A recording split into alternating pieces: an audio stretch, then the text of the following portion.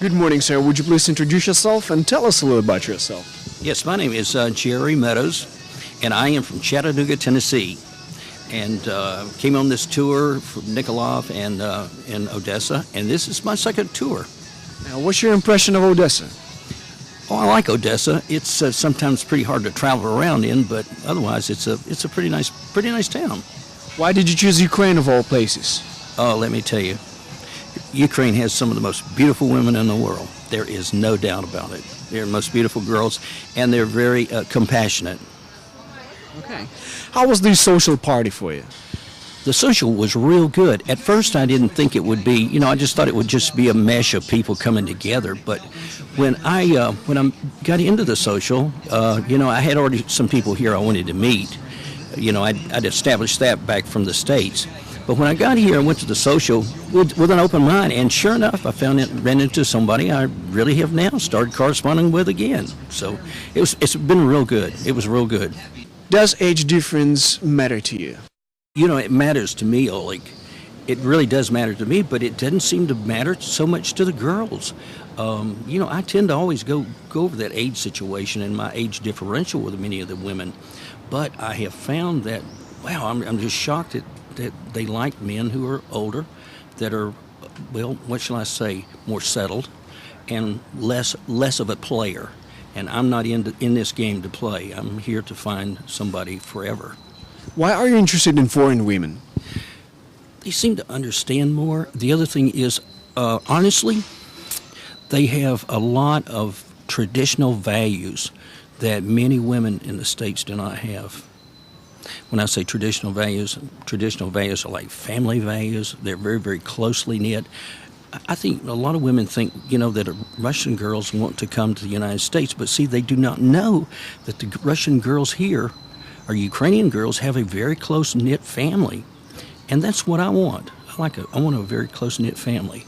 So that's one of the things that really stimulated me to look closer into Ukrainian women. What do you think of the hotel, its location, and its staff? I really like it. Before, the last time I came here in '08, I stayed at the, what was the name of that place? Down on it was the Black Sea Hotel. Okay, yes. It was down there. It's no longer working as a hotel now. I liked it as well, but this establishment here works more closely with you, and I like the staff. I like the front office. I like even the owner's daughter. I think she's here, and she's really goes around to check to see how things are going. You can't beat that. And then the girls that work, for the drinks and everything on the inside, they do a great job as well. And on top of that, they're quite attractive. I'll go see for myself, too. All right. What about the transportation? What do you think of it here within the city? Yeah, transportation is not a problem. Matter of fact, I've really been surprised this time at the fact that transportation has not been as big an issue as it was in the past. You have most of the girls, and we have a canopy that we're under right now. If it rains, we have this canopy to get under and then get into a cab for guys who don't have umbrellas. And then the other thing is, the taxis come right straight up here. The security keeps it absent from other cars just stopping here, so the cabs can get in and you can easily get your date in and go. Jerry, would you describe your ideal romantic evening? Well, it would be a candlelit dinner with. Actually, an interpreter and that's the only problem I have is some of these interpreters, because some of them try to act like chaperones, and the ideal evening would be a girl who could speak more English. I would not have to use an interpreter, and we could just stay there as late as we wanted to stay. That would be the ideal evening with candlelights, roses, wine, and whatever. Anyway, that's my ideal evening. But, I don't think there is such a thing, Oleg, as ideal. I really don't. Because, because of the language barrier and the language gap. Jerry, do you cook? Very little, Oleg. Very little. The way I cook is I use a lot of TV dinners, and I can cook a steak out on the grill and maybe some hamburgers and hot dogs.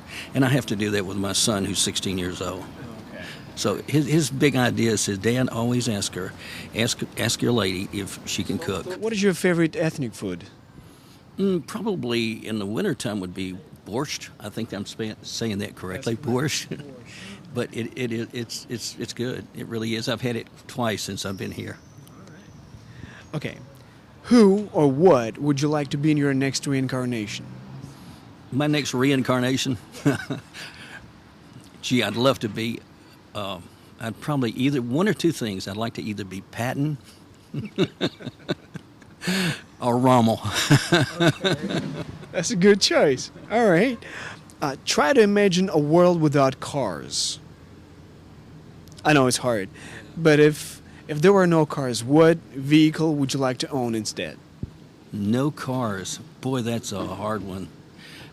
Well, it would probably be some type of a chariot. I don't know if I'd use an oxen or a horse, but one of those two, and helping to date with, you know. Chariot. Can you get to that? That's pretty funny. You know. Do you have a favorite superhero? Man, my superhero. Wow. I don't know. I'm not a real superhero. Probably maybe Brad Pitt. No, it wouldn't be Brad Pitt. My superhero would be Tommy Lee Jones. And he's an actor, you know. He's a superhero, and he does a lot. Well, I tell you, I can say that James Bond. That's how I really learned about Russian women, was through James Bond, and I loved every James Bond movie. Okay. And very last question: do you believe in miracles? Sure, miracles happen every day. I'm in the medical field, and I actually have seen miracles happen, truly, whether it be patients cured from cancer, heart disease, or whatever. I truly believe in a miracle, and miracles happen here every day. Thank you very much, Jerry. It's been an absolute pleasure talking to you.